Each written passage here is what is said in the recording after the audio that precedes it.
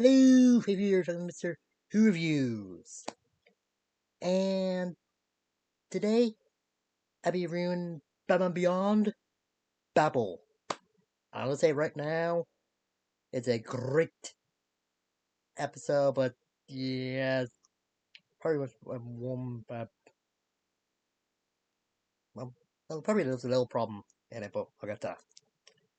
Anyway, this episode begins with Bruce and Terry mending the Batsuit after Terry fought Matt Stanigan.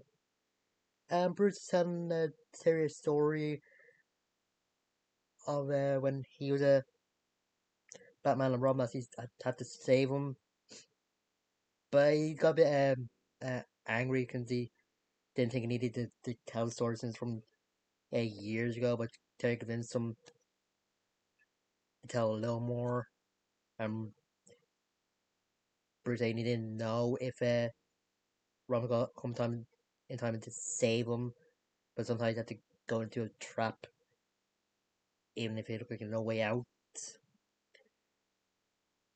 And yeah, A starts acting a bit crazy, attacking uh, Bruce and Terry, and eventually he seems fine. And when Terry brings him down to the vet, there's a lot of animals acting crazy, and Max is there with a cat who's going weird as well. And when Vincent's the zoo, Terry just realizes that they could go mad as well, and an elephant and a gorilla as he got themselves out of their habitats and just causing a lot of chaos. Oh yeah, Betsy there, calm down as well. And Bruce and Terry both know it's a shriek that's causing this. Yeah, apparently the health or um the doctors at the insane asylum they went to said he has a clean bill of medical or mental health, but yeah, that isn't true. And yeah, Shriek has this assistant named Ollie. And yeah, he's a bit simple-minded. Thinks Shriek is gonna want some credits in order there's a like a ransom sort of thing. But Shriek wants revenge because he believes it's Batman's fault that he lost his hearing and he's stuck in his suit. He does show that he's wearing a hearing aid, and yeah, does he need to wear the hearing aid with the suit in order for it to work? And it, I think the whole thing is just his own fault, or maybe Derek Powers' fault. Since if Shriek never showed him his technology, and Derek Powers wouldn't have hired him to take out Bruce Wayne, he wouldn't have crossed paths with Batman and that. So yeah, he's just a bit petty. I like the good kind, or good the entertainment type of petty. Mm. And you give the Ollie this thing called a fork that stimulates the pleasure centers of the brain. Yeah. Mm. Yeah, eventually he messes with the machine again, and nobody understands what anybody else is saying. And yeah, Bruce and Terry is babbling at the communicate by text and Luke on like when Bruce says it's probably something to do with the air molecules, and Terry doesn't know what it is. When or when Bruce explains it, Terry's like, yeah, it's I don't know the exact line, but yeah, it's not true. That's true at one of the science classes. And yeah, there's some chaos with this guy that using like a forklift or something is losing control until he has to save him, and someone's about to fall on this kind of road, and the old woman trying to warn her, but she's gonna understand him, and Cedar's runs on the road and gets him out there, and here they're able to save the forklift guy. Yeah, and Barbara and the mayor are talking to each other, and they kind of like when they're starting to transfer it again. Barbara's making as much sense as he usually does. Ugh. That's when Streak calls Commissioner Barbara Gordon and make his ultimatum, and it is a funny part where Barbara saying to Streak that he's out of his mind, and he just says, "Duh." Ugh. I am Bruce and Terry trying to figure out how Streak is messing with the air molecules. Like they know like they just like their whereabouts or where the frequency of it is or wherever, but they don't know the exact place. Barry just calls up and tells Bruce that Streak wants Batman or he'll make people babble again. And I knew kind of like that Bruce as the officer himself when Barry says that Streak wants Batman, and as he defends Terry when Barry saying they he and the Batman I want Terry have to step forward, and the Bruce is saying that the Barry works for a mayor to sell Terry out in a drop of a hat. And yeah, he does trust the barber. Like he does say that he has some good mentors, but like I say, I don't really trust him, the politicians and that. And yeah, looking like that, he thinks that since Terry did a lot of good for the city owes him. And yeah, Terry's got to talk to Max, and he just tries to get him to see that if he gives out himself up to a shriek, how it hurt the people around him. And yeah, then some of the masses of Gotham City turn on Batman, saying that it's kind of his fault that the whole thing is happening. He's going to provoke a madman. Max is wondering if Terry would give himself for something like that. And there's another good scene where Terry just walking around the city and remembering when he lost his dad.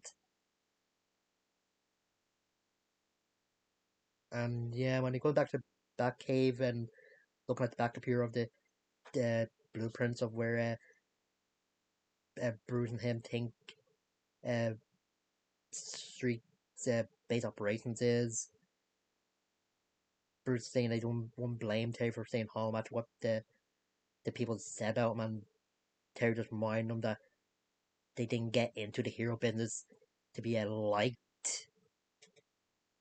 And yeah, just when Terry figured out where Streak is, uh, the Babylon starts again, and Bruce figured out that he's just using the two buildings as tuning forks. Yeah, the fight between Streak and Terry is going on, and the Babylonian infecting hit Streak until he adjusts his suit, and yeah, he said he didn't want to fight. He's wanted the Batman to give himself up, but does you really think he'll just give himself up that easily? Ugh. And he does try to make things difficult for uh, Batman when he uses his suit to cause this sound frequency that will hurt Batman's head, but the Terry has to use its gas to escape Streak, and he goes to his base operation and fights Ollie.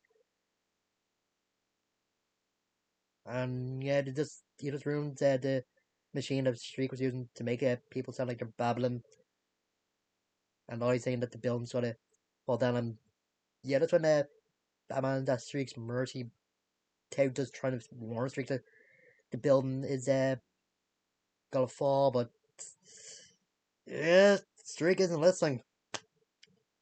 And I think Batman's just begging for his life.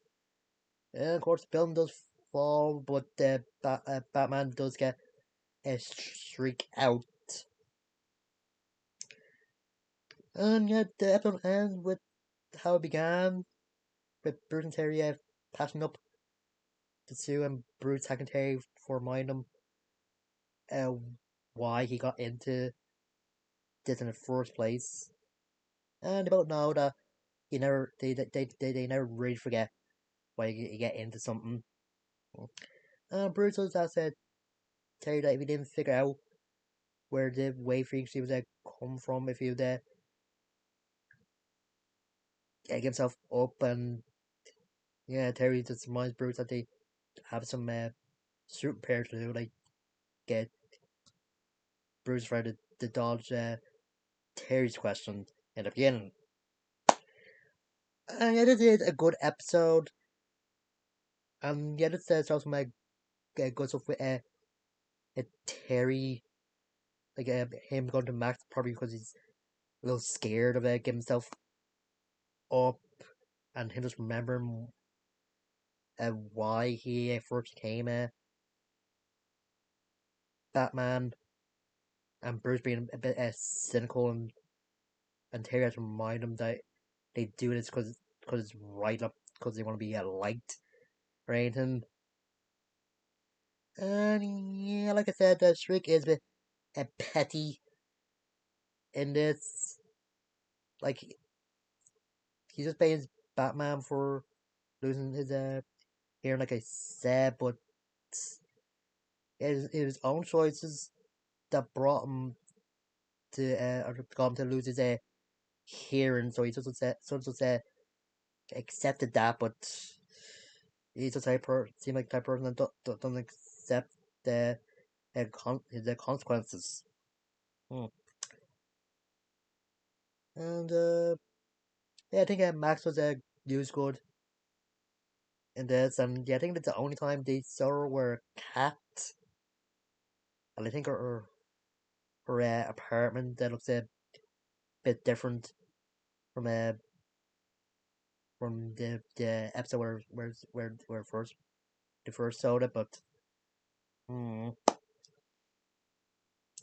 And I wish I could have been in the or seen what the it was like in the corn room with Ken Conroy and Wilfred L. Where was they babbling to each other. I bet they're laughing most of the time. Ugh, I don't know. And yeah, Barbara was good in this as well. You see that she is trying to obey the law and trying to protect everybody, but Bruce is trying to protect Terry since he is under his care and stuff like that. And yeah, that's back and forward between the two was pretty good. Yeah, that's a great episode all around. Yeah, but the next one isn't so great. It's one of the episodes that's on Bruce Timm's worst episodes of the DCAU. Ugh. I do remember a little bit, and it's a little funny, but I don't know why they made it. I'll probably figure out or say why next time, but let's say it now. I don't know. Anyway, till next time. We'll see you guys later.